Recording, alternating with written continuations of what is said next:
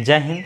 आज basic magnetism के इस वीडियो में हम फैराडेज लॉ के बारे में पढ़ेंगे कि फैराडेज लॉ क्या होता है, Faraday's law of electromagnetic induction किसे कहते हैं। तो फैराडेज ने सबसे पहले सर एक एक्सपेरिमेंट किया। उन्होंने अपने एक्सपेरिमेंट में क्या किया कि सबसे पहले जो कॉइल है उस कॉइल में गैल्वेनोमीटर लगा दिया। क्या लगा दिया? गैल्वेनोमीटर। गैल्वेनोमीटर एक मेजरिंग डिवाइस है। Galvanometer is a measuring device which measure और डिटेक्ट मैंने पहचान कर लेना, मैंने डिटेक्ट मैंने आइडेंटिफाई करना, पहचान कर लेना, मेजर्ड मैंने मापना, विच detect a small current, टिनी amount of current. टिनी amount of current कहने का मतलब काफ़ी कम मैग्नीट्यूड ऑफ करेंट को भी ये क्या कर लेता है? मेजर कर लेता है, डिटेक्ट कर लेता है, एक गैल्वेनोमीटर। तो कह सकते हैं galvanometer is a measuring instrument और measuring device which measure very small amount of current, tiny amount of current. Clear? तो उसने क्या किया सर, कॉइल में गैल्वेनोमीटर लगा दिया। अब क्या किया कि एक मैग्नेट लिया, बार मैग्नेट लिया और मैग्नेट को कॉइल के नज़दीक लाया तो देखा कि जो गैल्वेनोमीटर का नीडल था वो मूव कर गया। अरे भाई ये कैसे हो गया? इसे हम मैग्नेटवा को लाए तो मूव कर गया, और ये मूव तभी कर सकता है जब कॉइल में करंट फ्लो होगा। तो उसने सोचा होगा, लगता है कि हवा हुआ से हिल उल गया होगा। तो उसने क्या किया कि दूसरा का केस में क्या काम किया कि मैग्नेट को स्टेशनरी रखने दिया। पहला में हमारा सब में कॉइल स्टेशनरी है, दूसरा में किसने किया? पहला में उसने मैग्नेट को लाया तो देखा कि नीडल डिफ्लेक्ट कर गया, तो सोचा कि लगता है कि ऐसे ही हिल उल गया होगा। तो दूसरा केस में क्या किया फैराडे ने कि मैग्नेट को स्टेशनरी रख दिया, देखा कि कोई फ़र्क नहीं पड़ा, वो एकदम जीरो पोजीशन पर गैल्वेनोमीटर एकदम केंद्रित था, जीरो पोजीशन पर। बोला ओहो। फिर उसने क्या किया कि अब मैग्नेट को कॉइल के दूर ले गया, मैंने यहाँ तो नज़दीक लाया था, अब दूर ले जा रहा है तीसरा केस में। तो देखा कि अब उल्टा डायरेक्शन में नीडलवा डिफ्लेक्ट कर गया। बोला ना, कुछ तो गड़बड़ जरूर हो भैया, या ऐसा ही कैसे हो रहा है, डिफ्लेक्ट हो रहा है। देखो तो हमने यहाँ लिखा है here magnet move but coil remain stationary. तीनों केस में कॉइल आपका स्टेशनरी है, लेकिन पहला में मैग्नेटवा को जब नज़दीक लाया तो देखा नीडलवा डिफ्लेक्ट कर गया। तो अरे भाई ये तो कुछ लगता है गड़बड़ है। उन्होंने लोग सोचा कि लगता है भूत ऊत का इफेक्ट है। तो फिर क्या काम किया, दूसरा केस में मैग्नेट को स्टेशनरी रख दिया। तो स्टेशनरी रखा तो देखा गैल्वेनोमीटर के नीडल में कोई डिफ्लेक्शन नहीं हुआ। तीसरा का केस में वो मैग्नेट को दूर ले गया तो देखा कि वो उल्टा डायरेक्शन में डिफ्लेक्ट कर गया। बोला ना, कुछ तो ज़रूर है। तो बोला कि अच्छा, लगता है ना कि मैग्नेटवा को एन करने से ऐसा लगता है नीडल में डिफ्लेक्शन होता है। तो उसने अबर क्या काम किया, यहाँ मैग्नेट को स्टेशनरी कर दिया। मैंने तीनों केस में मैग्नेट स्टेशनरी है और कॉइल का मूवमेंट शुरू कर दिया। मैंने अब देखा कॉइल को नज़दीक लाया, मैग्नेट के नज़दीक लाया तो देखा फिर नीडल डिफ्लेक्ट कर गया। और नीडल डिफ्लेक्ट तभी कर सकता है जब कॉइल में आपका क्या होगा, करंट फ्लो होगा। तब बोला अच्छा, लगता है यहाँ भी वही काम हो रहा है। तो अब कॉइल को उसने स्टेशनरी रख दिया। स्टेशनरी रख दिया तो देखा कि कोई डिफ्लेक्शन नहीं, कॉइल आपका नीडल जो है वो जीरो पोजीशन पर है। फिर अब कॉइल को दूर ले गया मैग्नेट से तो देखा उल्टा डायरेक्शन में डिफ्लेक्ट कर गया। बोला ओहो, अब समझ में आया। किसका मतलब है कि नीडल डिफ्लेक्ट कर रहा है, इसका मतलब है कॉइल में करंट फ्लो हो रहा है। कॉइल में करंट तभी फ्लो होगा जब कॉइल में ईएमएफ इंड्यूस होगा। अरे भाई, जब तक ईएमएफ नहीं इंड्यूस होगा कॉइल में करंट फ्लो हो ही नहीं सकता। तो उन्होंने कहा कि जब यहाँ मैग्नेट है तो फ्लक्स इससे जो निकल रहा होगा वो कॉइल में लिंक कर रहा होगा। लिंक करना मतलब इस कॉइल से संबंध हो रहा होगा, जुड़ रहा होगा, माने कॉइल यहाँ लिंक कर रहा है। लेकिन जब मूव कर रहे हैं तो जो लिंक कर रहा है फ्लक्स, उस फ्लक्स की संख्या में यहाँ चेंजिंग हो रहा है। और यहाँ फ्लक्स लिंक कर रहा है, इसका वाला फ्लक्स इसमें लिंक कर रहा है, कॉइल में लिंक कर रहा है फ्लक्स, लेकिन आपका क्या कर रहा है, ये फ्लक्स की संख्या में चेंजिंग नहीं हो रहा है, इसलिए यहाँ नीडल में डिफ्लेक्शन नहीं हुआ। और यहाँ दूर ले जा रहे हैं तो यहाँ भी लिंक करने वाला फ्लक्स की संख्या में, कॉइल में लिंक करने वाला फ्लक्स की संख्या में चेंजिंग हो रहा है। माने दूर ले जाइएगा तो फ्लक्स की संख्या में चेंजिंग होगा ना। माने इस मैग्नेट के कारण जो इसमें फ्लक्स लिंक कर रहा है वो फ्लक्स क्या हो रहा होगा, चेंज कर रहा होगा। माने इसके कारण जो फ्लक्स निकल रहा है यहाँ से ऐसे जो निकल रहा है, ये जो फ्लक्स निकल रहा है, तो दूर ले जाइएगा तो सर जब दूर ले जाइएगा तो क्या होगा, ये फ्लक्स की संख्या में चेंजिंग होगा ना। और यहाँ जो फ्लक्स ऐसे निकल रहा है, यहाँ से जो फ्लक्स निकल रहा है, ये फ्लक्स की संख्या में भी चेंजिंग आएगा। तो यहाँ भी जो फ्लक्स निकल रहा है, यहाँ फ्लक्स ये सिर्फ लिंक कर रहा है, लेकिन फ्लक्स की संख्या में चेंजिंग नहीं होगा, क्योंकि यहाँ मैग्नेट स्टेशनरी है, लेकिन यहाँ मैग्नेट मूवेबल है, यहाँ मैग्नेट मूवेबल है। तो इस कंडीशन में और इस कंडीशन में आपका कॉइल में लिंक करने वाला फ्लक्स की संख्या में चेंजिंग होगा, इसलिए लग रहा है यहाँ नीडल डिफ्लेक्ट कर रहा है। इसका मतलब कॉइल में करंट फ्लो हो रहा है, कॉइल में करंट फ्लो हो रहा है, इसका मतलब दोनों कंडीशन में कॉइल में ईएमएफ इंड्यूस हो रहा है। फिर उन्होंने देखा कि यहाँ तो मैग्नेट स्टेशनरी है, अब जब कॉइल मूव किए तो इसके कारण जो फ्लक्स की संख्या में फ्लक्स जो इससे लिंक कर रहा था कॉइल में, यहाँ भी चेंजिंग होगा, क्योंकि मूवमेंट कीजिएगा तो लिंक करने वाला फ्लक्स की संख्या में चेंजिंग होगा ना भाई। और यहाँ स्टेशनरी है, मतलब इसके कारण जो यहाँ फ्लक्स लिंक कर रहा होगा, कोई फ्लक्स चेंज नहीं कर रहा है, सिर्फ लिंक कर रहा है फ्लक्स, लेकिन फ्लक्स की संख्या में कोई चेंजिंग नहीं है। उसी तरह यहाँ भी फ्लक्स आपका लिंक कर रहा है, यहाँ भी लिंक कर रहा है, लेकिन इस कॉइल को इधर ले जा रहे हैं, तो ये लिंक करने वाला फ्लक्स की संख्या में कॉइल में क्या होगा, चेंजिंग होगा। इसलिए यहाँ और यहाँ जब चेंजिंग हो रहा है, फ्लक्स लिंक कर रहा है, उसकी संख्या में जब चेंजिंग हो रहा तो नीडल में डिफ्लेक्शन है गैल्वेनोमीटर के, इसका मतलब कॉइल में करंट फ्लो हो रहा होगा, इसका मतलब कॉइल में ईएमएफ इंड्यूस हो रहा होगा। तो देखो तो यहाँ भी फ्लक्स लिंक कर रहा है और चेंज हो रहा है, यहाँ भी फ्लक्स लिंक कर रहा है और चेंज हो रहा है, यहाँ भी फ्लक्स लिंक कर रहा है और चेंज हो रहा है, और यहाँ भी फ्लक्स लिंक कर रहा है, चेंज हो रहा है। माने ये चारों कंडीशन में फ्लक्स लिंक कर रहा है और चेंज हो रहा है, तब नीडल में डिफ्लेक्शन है। इसका मतलब कॉइल में करंट फ्लो हो रहा है, इसका मतलब ये चारों कंडीशन में आपका एक कॉइल में ईएमएफ इंड्यूस हो रहा है। लेकिन यहाँ कॉइल में फ्लक्स लिंक कर रहा है, लेकिन संख्या में चेंजिंग नहीं है, इसलिए नीडल में डिफ्लेक्शन नहीं है। नीडल में डिफ्लेक्शन नहीं है यहाँ, इसका मतलब यहाँ करंट नहीं फ्लो हो रहा है, यहाँ करंट नहीं फ्लो हो रहा है, इसका मतलब ये दोनों कंडीशन में ईएमएफ इंड्यूस नहीं हो रहा है। तो फैराडे ने कहा कि जब किसी कॉइल में फ्लक्स लिंक करता है, LIN के लिंक करता है, और कॉइल में लिंक करने वाले फ्लक्स की संख्या में जब चेंजिंग होता है, तो कॉइल में ईएमएफ इंड्यूस होता है। यही तो है Faraday law of electromagnetic induction, इसी को तो कहते हैं इलेक्ट्रोमैग्नेटिक इंडक्शन। तो इलेक्ट्रोमैग्नेटिक इंडक्शन का डिफिनेशन क्या हो गया कि जब किसी कॉइल में फ्लक्स लिंक करता है, माने कॉइल में फ्लक्स संबंध होता है, कॉइल से फ्लक्स जुड़ता है, और वो जुड़ने वाली फ्लक्स की संख्या में जब चेंजिंग होता है, तो कॉइल में ईएमएफ इंड्यूस होता है।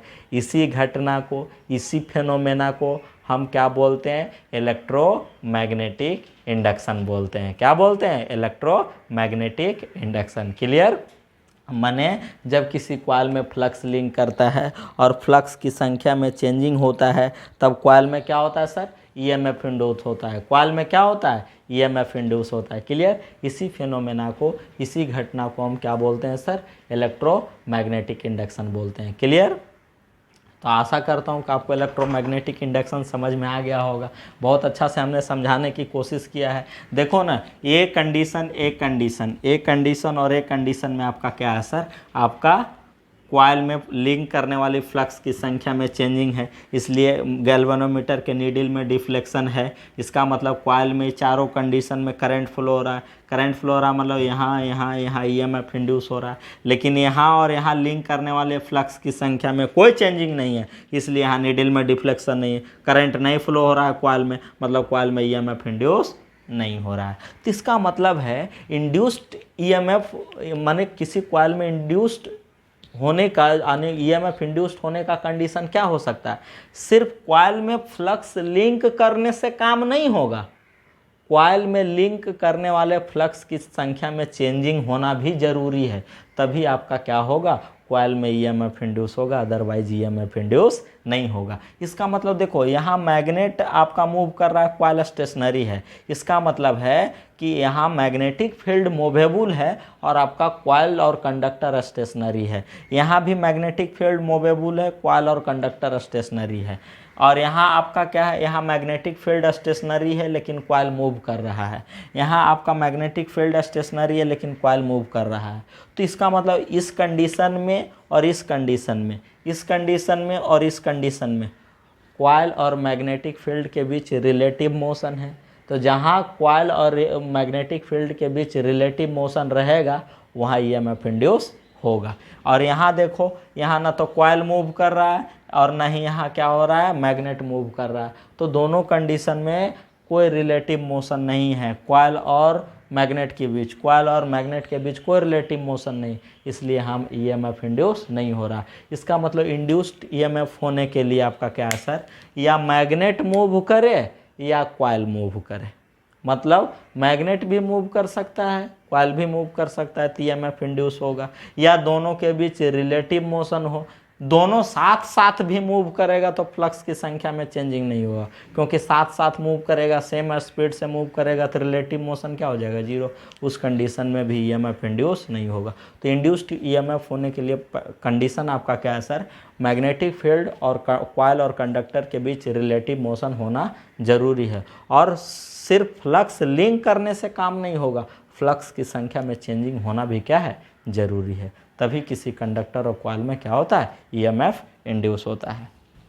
आशा करता हूँ कि आपको समझ में आ गया। तो एक बार फिर से बोलते हैं, इलेक्ट्रोमैग्नेटिक इंडक्शन का डिफिनेशन क्या हो सकता है, जब किसी कॉइल और कंडक्टर में फ्लक्स लिंक करता है और फ्लक्स की संख्या में चेंजिंग होता है, तब कॉइल और कंडक्टर में ईएमएफ इंड्यूस होता है। इसी फेनोमेना को, इसी घटना को हम Faraday's law of electromagnetic induction बोलते हैं। क्लियर? तो देखो, बहुत अच्छा सा आपको समझ में आया है सर। अभी हम थोड़ा सा एक और इम्पॉर्टेंट चीज़ें अभी बताएंगे। देखो ध्यान देना गुरु, हम आपको बहुत अच्छा से सब कुछ डील करेंगे धीरे धीरे। आप बढ़िया से थोड़ा सा पढ़िए, समझाएंगे, कोई दिक्कत नहीं होगा कभी।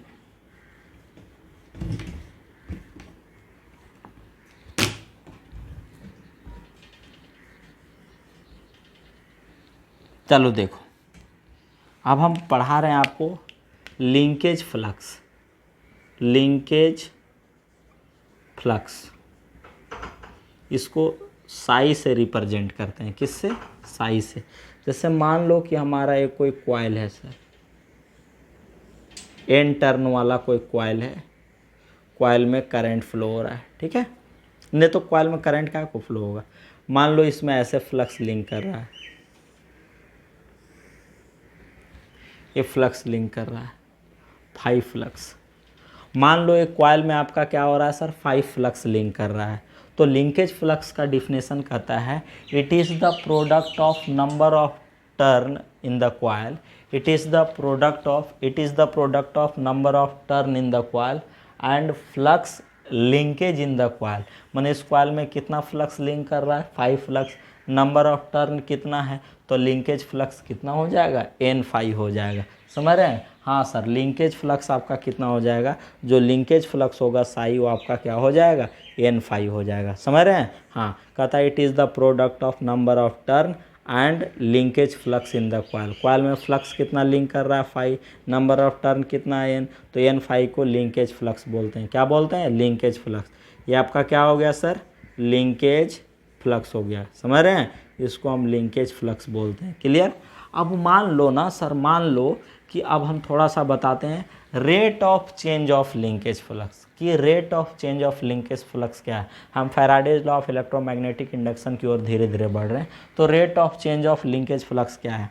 मान लो कि आपका T1 टाइम में आपका क्या है सर, T1 टाइम में कॉइल में 5 फ्लक्स लिंक करता है। कितना? 5 फ्लक्स लिंक करता है। इसलिए आपका क्या हो जाएगा, लिंकेज फ्लक्स कितना हो जाएगा सर, लिंकेज फ्लक्स बता दो। लिंकेज फ्लक्स आपका कितना हो जाएगा, n5 हो जाएगा, चूँकि नंबर ऑफ टर्न n है। मान लो इस कॉइल में T1 समय में 5 फ्लक्स लिंक करता है, तो लिंकेज फ्लक्स कितना हो जाएगा, n5। हम बताने जा रहे हैं rate of change of linkage flux. अब मान लो T2 टाइम में 5 फ्लक्स लिंक कर रहा है। कितना? इसीलिए लिंकेज फ्लक्स कितना हो जाएगा, कोई बता सकते हो? लिंकेज फ्लक्स आपका हो जाएगा सर, लिंकेज फ्लक्स आपका n5 हो जाएगा। कितना हो जाएगा, n5 हो जाएगा। इसलिए चेंज इन लिंकेज फ्लक्स कितना होगा, कोई बताओ? Change in linkage flux, change in linkage flux, कोई बता सकते हो? चेंज इन लीकेज फ्लक्स आपका कितना हो जाएगा? n∅2 माइनस n∅1, इतना ही फ्लक्स लिंक कर रहा है। और चूंकि ये जो linkage change in linkage flux है वो कितना टाइम में है? इन टाइम कितना हो जाएगा? इन टाइम आपका T2 माइनस T1। अरे भाई T1 समय में इतना फ्लक्स आपका लिंक कर रहा है तो लिंकेज फ्लक्स n∅1, T2 समय में आपका ∅2 फ्लक्स लिंक कर रहा है तो लिंकेज फ्लक्स n∅2, मैंने T1 में ∅1 तो लिंकेज फ्लक्स n∅1, T2 समय में ∅2 फ्लक्स लिंक कर रहा है तो लिंकेज फ्लक्स n∅2। तो change in linkage flux n∅2 minus n∅1 in time कितना? T2 माइनस T1, मैंने T2 माइनस T1 में आपका लिंकेज फ्लक्स कितना है? T2 माइनस T1 में लिंकेज फ्लक्स है आपका n∅2 माइनस n∅1, इसलिए यूनिट समय में कितना हो जाएगा? n∅2 कितना हो जाएगा sir? n∅2 minus n∅1 upon T2 minus T1। तो कहता है यूनिट समय में पर सेकेंड में जितना फ्लक्स लिंक करता है, लिंकेज फ्लक्स होता है, कहता है यूनिट समय में पर सेकेंड में जितना चेंज इन लिंकेज फ्लक्स होता है उसी को बोला जाता है rate of change of linkage flux. माने change in linkage flux per second और per unit time is known as rate of change of linkage flux. Change of linkage flux आपका इतना है in time T2 minus T1, तो T2 minus T1 में change in linkage flux इतना है, इसलिए unit समय में चेंज इन लिंकेज फ्लक्स कितना होगा? n∅2 minus n∅1 upon T2 minus T1। मैंने इसी को बोला जाता है rate of change of linkage flux. मैंने पर सेकेंड में पर यूनिट टाइम में जितना आपका क्या होता है sir? Change in linkage flux होता है, चेंज इन लिंकेज फ्लक्स होता है पर यूनिट टाइम में, पर सेकेंड में, उसी को बोला जाता है rate of change of linkage flux. इसीलिए rate of change of linkage flux कितना हो जाएगा? Rate of change of linkage flux, rate of change of linkage flux, कोई बताओ? लिंकेज फ्लक्स कोई बता सकते हैं? यानी n common ∅2 minus ∅1 upon T2 minus T1। इसको और क्या लिख सकते हो? n इंटू डेल्टा फाई माने डिफरेंस अपॉन आपका क्या हो जाएगा? Delta T. नहीं, ये आपका क्या हो जाएगा? Rate of change of linkage flux, rate of change of linkage flux in differential form. Differential form में कैसे लिख सकते हो? डिफरेंशियल फॉर्म, इन डिफरेंशियल फॉर्म माने डिफरेंशियल फॉर्म के रूप में आपका क्या हो जाएगा? Rate of change of linkage flux, rate of change of linkage flux, कोई बताओ? Change of linkage flux, linkage flux कितना हो जाएगा? n∅dt। नहीं, ये डिफरेंशियल फॉर्म हो गया। क्या हो गया सर? ये डिफरेंशियल फॉर्म आपका क्या होगा? इन differential form rate of change of linkage flux कितना हो जाएगा? n∅dt। कह रहा है देखो सर, लिंकेज फ्लक्स क्या होता है? It is the product of number of turn and flux linkage in the coil, इसी को लिंकेज फ्लक्स बोलते हैं। माने आपका ये टोटल लिंकेज फ्लक्स n∅ हो गया, समझ रहे? टोटल लिंकेज फ्लक्स आपका n∅ हो गया। तो मान लो T1 समय में आपका क्या हो रहा है? ∅1 फ्लक्स लिंक कर रहा है, इसलिए लिंकेज फ्लक्स n∅1। T2 समय में ∅2 फ्लक्स लिंक कर रहा है, इसलिए लिंकेज फ्लक्स n∅2 हो जाएगा। तो चेंज इन लिंकेज फ्लक्स कितना? तो n∅2 minus n∅1 in time T2 minus T1, मैंने T2 माइनस T1 समय में चेंज इन लिंकेज फ्लक्स इतना हो जाएगा। मैंने T2 माइनस T1 समय में चेंज इन लिंकेज फ्लक्स इतना, इसलिए यूनिट सेकेंड में मैंने इतना सेकेंड मान लो ये, तो इसलिए पर सेकेंड में कितना हो जाएगा? n∅2 minus n∅1 upon T2 minus T1। तो ये आपका क्या है sir? Change in linkage flux per unit time per second, इसी को बोला जाता है rate of change of linkage flux. तो rate of change of linkage flux आपका इतना हो गया। ∅2 माइनस ∅1 को डेल्टा फाई लिख सकते हैं, T2 माइनस T1 को डेल्टा टी लिख सकते हैं, इसलिए इसको डिफरेंशियल फॉर्म में क्या लिख सकते हो? n∅ upon dt। क्लियर? तो आपको ये भी समझ में आना चाहिए। तो देखो rate of change of linkage flux आपका आ गया।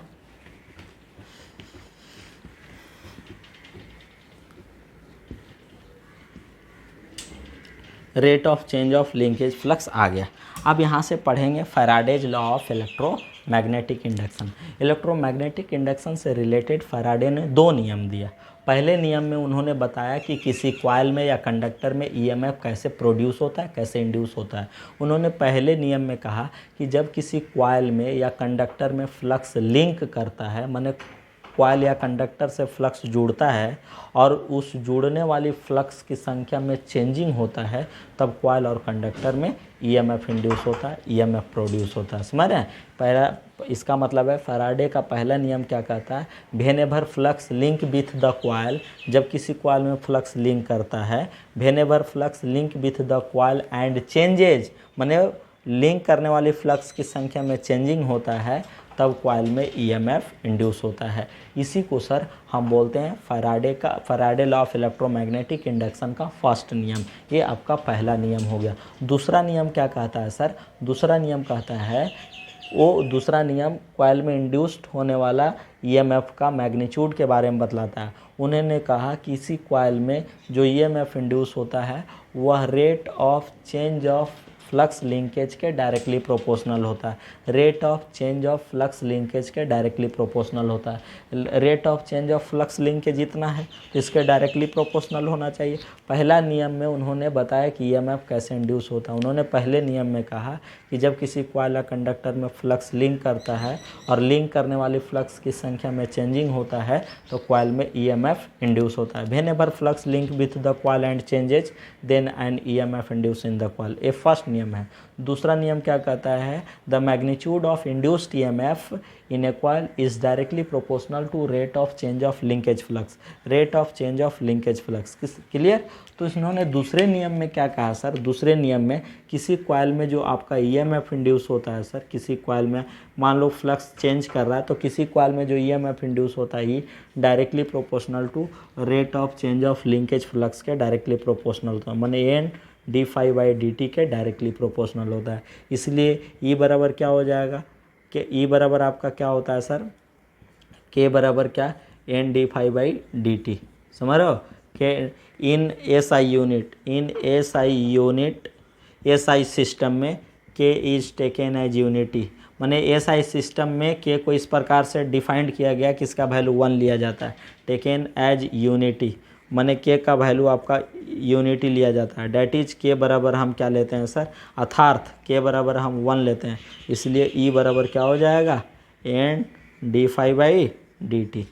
तो ये आपका क्या हो गया सर? ये किसी कॉइल में इंड्यूस्ड होने वाला जो ईएमएफ है उसका मैग्नीट्यूड है। माने किसी कॉइल में जो ईएमएफ इंड्यूस होता है सर उसका मैग्नीट्यूड ई बराबर क्या? N d phi by d t. समझ रहे हैं? ये आपका मैग्नीट्यूड है। तो इन डायरेक्शन कैसे लिख सकते हैं? इन मैग्नीट्यूड एंड डायरेक्शन कैसे लिख सकते हैं? तो देखो तो इन मैग्नीट्यूड एंड डायरेक्शन हम कैसे लिख सकते हैं? Now in magnitude and direction Faraday's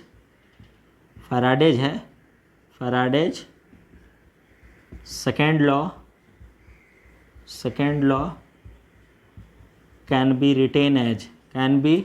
retain as उसको इस प्रकार से लिख सकते हैं, रिटेन एज माने ई बराबर minus N d phi by d t, minus N d phi by d t. ये आपका क्या है सर? किसी कॉइल में इंड्यूस्ड ईएमएफ का मैग्नीट्यूड और डायरेक्शन है, उसको हम इस प्रकार से लिख सकते हैं। जहाँ माइनस साइन जो है वो इंड्यूस्ड ईएमएफ का डायरेक्शन बतलाता है कि किसी कॉइल में इंड्यूस्ड ईएमएफ का डायरेक्शन किस प्रकार होगा। तो ये जो माइनस साइन देख रहे हो ना, किसी कॉइल में इंड्यूस्ड ईएमएफ का डायरेक्शन बतलाता है और ये लेंज लॉ से आता है। कहाँ से? हम अगले वीडियो में लेंज लॉ के बारे में पढ़ाएंगे। तो ये आपका फैराडेज सेकेंड लॉ जो है उसका एक कंप्लीट फॉर्म है, ये सिर्फ कॉइल में इंड्यूस्ड ईएमएफ का मैग्नीट्यूड है। ये सिर्फ क्या बतलाता है? मैग्नीट्यूड। यदि कॉइल में नंबर ऑफ टर्न 1 रहे तो एन बराबर 1, तो ई बराबर 1 ली d phi by d t हो जाएगा। ये ई बराबर 1 ली क्या हो जाएगा? D phi by d t हो जाएगा। लेकिन मैग्नीट्यूड और डायरेक्शन दोनों एक साथ यदि लिखें कि किसी कॉइल में इंड्यूस्ड ईएमएफ का मैग्नीट्यूड और डायरेक्शन क्या होगा,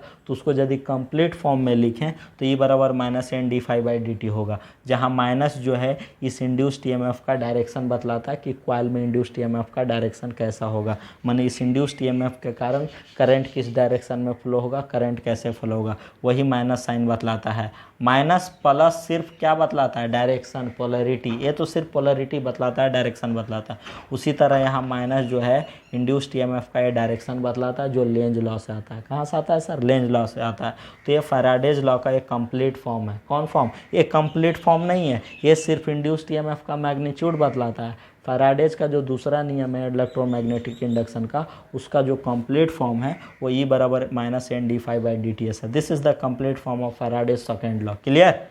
तो आशा करता हूँ कि आपको समझ में आया होगा। अगले वीडियो में हम लेकर के आएंगे लेंज लॉ के बारे में। आप उसको बहुत अच्छा से देखिएगा, बहुत बढ़िया से पढ़िएगा। लेंज लॉ पढ़ाएंगे, फिर आपका फ्लेमिंग राइट हैंड रूल पढ़ाएंगे, दोनों बहुत ही इंपॉर्टेंट होगा। ठीक है। तो आशा करता हूँ कि वीडियो आपको समझ में आया होगा। धन्यवाद।